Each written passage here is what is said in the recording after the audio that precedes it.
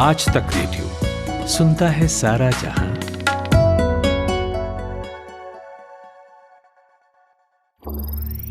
ज्ञान ध्यान।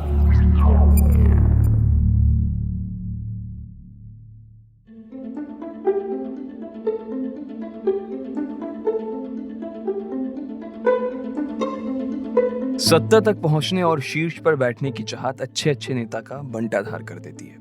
आप महाराष्ट्र का ही उदाहरण ले लीजिए, जहां बागी विधायकों के साथ असम के गुवाहाटी में बैठे एकनाथ शिंदे की तरफ से ये बात कह दी गई कि हो सकता है आने वाले दिनों में वो शिवसेना विधायकों के साथ एक नई पार्टी बना ले और उसका नाम रखें बाला साहब ठाकरे से ही जुड़ा कोई, जिस पर वो असली शिवसेना होने का दावा ठोक रहे हैं। इस पर उद्धव ठाकरे की शिवसेना ने आपत्ति जताई है और चुनाव विभाग को इस मसले पर पत्र भी लिखा है। इसी तरह की घटना पिछले साल भी हुई थी बिहार में, लेकिन जब रामविलास पासवान की लोक जनशक्ति पार्टी दो हिस्सों में बंट गई। एक का नाम पड़ा राष्ट्रीय लोक जनशक्ति पार्टी और दूसरे का लोक जनशक्ति पार्टी रामविलास।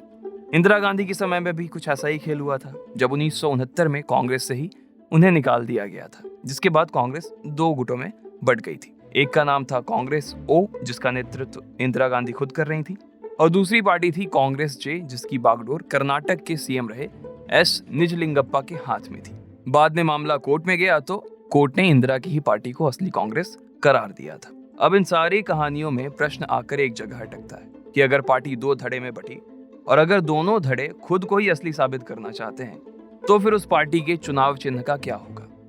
कैसे फैसला लिया जाए कि पुरानी पार्टी का चुनाव चिन्ह किसे दिया जाए? असली कौन है? पूरा खेल क्या है? यही आज समझेंगे। नमस्कार, मेरा नाम सूरज कुमार है। आप ज्ञान ध्यान सुन रहे हैं।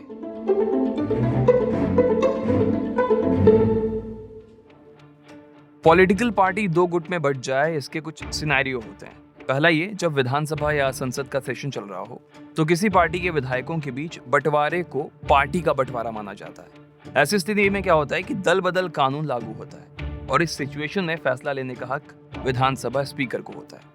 दूसरी सिचुएशन ये है कि जब संसद या विधानसभा सत्र ना चल रहा हो, ऐसे में किसी भी पार्टी में होने वाला बंटवारा संसद या विधानसभा से बाहर का बंटवारा माना जाता है, जैसे कि महाराष्ट्र में शिवसेना के साथ जो हो रहा है, जो उसके हालात हैं अभी। तो इस सिचुएशन में अगर कोई गुट पार्टी के सिंबल का दावा करता है तो इस पर सिंबल ऑर्डर 1968 लागू होता है, जिसके जरिए ये तय होता है कि पार्टी में टूट के बाद कौन सा खेमा असली पार्टी है और कौन सा बस यूं नकली नहीं कहेंगे।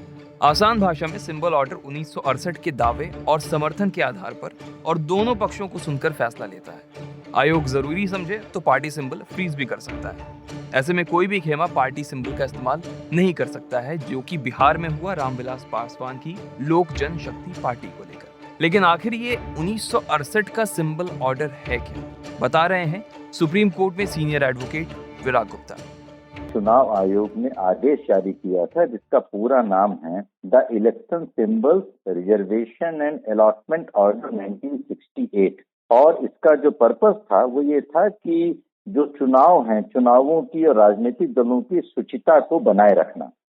और यह आदेश चुनाव आयोग ने जारी किया था संविधान के अनुच्छेद 324 और रिप्रेजेंटेशन ऑफ पीपुल एक्ट 1951 और कंडक्ट ऑफ इलेक्शन रूल्स 1961।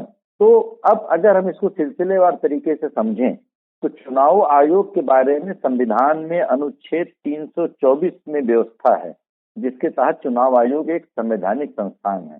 उसके बाद संसद ने कानून बनाया रिप्रेजेंटेशन ऑफ पीपुल एक्ट 1951, तो जिसमें सेक्शन 29A से राजनीतिक दलों का पंजीकरण होता है और चुनाव कैसे कराए जाएं इसके बारे में नियम बने हैं 1961 में।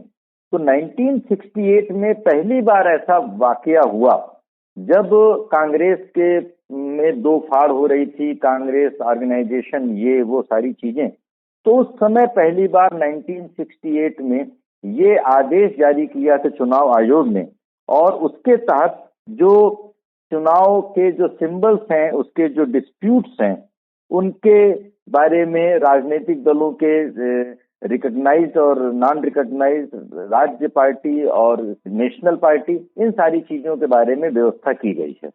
चलिए, ये तो बात हो गई सिंबल एक्ट की, लेकिन प्रोसीजर क्या होता है, अभी इस पर नजर डालते हैं। दरअसल संसद या विधानसभा के बाहर पार्टी में जब दो फाड़ होती है तो वैसी स्थिति में सिंबल ऑर्डर 1968 के तहत फैसला लिया जाता है, जैसा कि हमने ऊपर बात भी की, जिसके मुताबिक इलेक्शन कमीशन अपनी संतुष्टि के आधार पर पार्टी के नाम और चुनाव चिन्ह पर फैसला लेते हैं। इसके साथ ही दोनों खेमों की सिचुएशन, उनकी पावर, एमएलए या सांसद की संख्या को भी ध्यान में रखना पड़ता है। ये एक बहुत जरूरी क्राइटेरिया होता है। मान्यता प्राप्त राष्ट्रीय या फिर राज्य स्तरीय दलों के संबंध में ये नियम लागू होते हैं। वहीं गैर मान्यता प्राप्त वाली पार्टी के संबंध में आयोग इस तरह के विवाद के निपटारे के लिए कोर्ट के पास जाने की सलाह देता है। लेकिन इलेक्शन कमीशन जो फैसला करती है उस पर क्या फिर से विचार किया जा सकता है? क्या पार्टी दोबारा क्लेम कर सकती है कि साहब हमें फलाना जो चुनाव चिन्ह है वो वापस से चाहिए? विराग गुप्ता से सुनिए।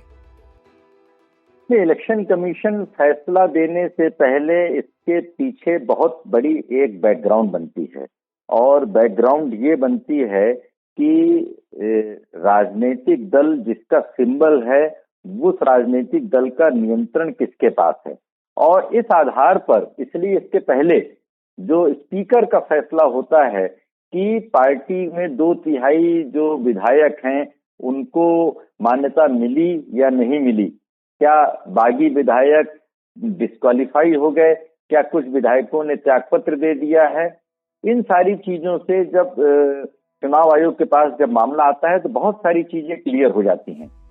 तो मामला गुरु कुल मिलाकर ये है कि सब कुछ नियम पर चलता है, सरकार भी और सरकार के चुनाव चिन्ह भी। हमें उम्मीद है कि आपको आज का ज्ञान ध्यान पसंद आया होगा। आपको ये कैसा लगा हमें जरूर लिखकर भेजें। हमारा पता है radio@aajtak.com। कोई सुझाव हो, शिकायत हो, इसी पते पर खबर कर सकते हैं। इस ज्ञान ध्यान के लिए रिसर्च की है हमारे साथी आर्यमन गौतम ने। मेरा नाम सूरज कुमार है। सुनते रहिए आज तक रेडियो। नमस्कार।